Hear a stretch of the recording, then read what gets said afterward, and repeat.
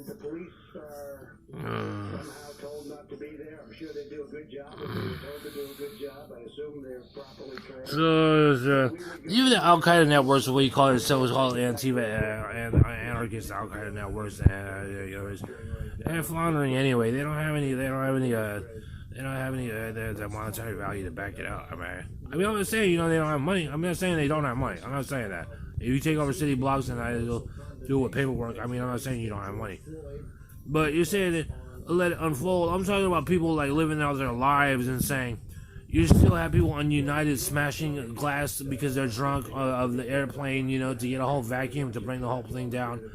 Where all this stuff and stuff like that. Where you get stood up here and okay, well, there's a frustration because there's a lack of communication or something. There is always going to be that separation between law enforcement and and just regular people that aren't police officers. Like Japan, if they're a feudal society, I'm just saying. No, I mean that's not so much that, right? But it's more like what I was saying. I don't know. You can't resist a police officer. If you have a disagreement, you have to take it after the fact. It was a very, very sad thing. And look, I mean, police officers don't even. I mean, in general, they're not.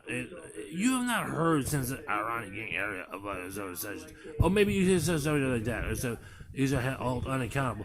But look at the shit. Look at the job line of duty they work. Look how you don't want this life. This is what they say. You don't want this life. We live wrong. We live rough. You know what I'm talking about?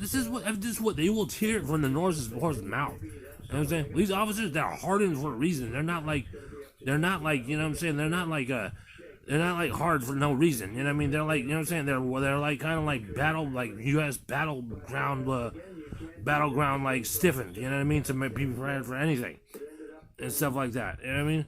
So you don't want to get on the bad side with the shit. And you know what I'm saying? You want to get on fractions because the tickets add up, and you know what I'm saying? And the time adds up, and all that stuff. And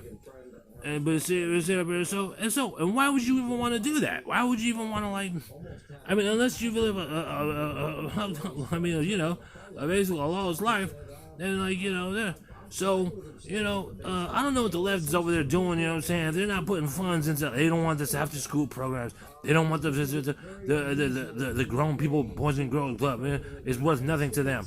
The jewels and stuff is worth more at that point. And still for these old people that are like 40 some odd years old, still watching MTV and shit and BET and stuff like that.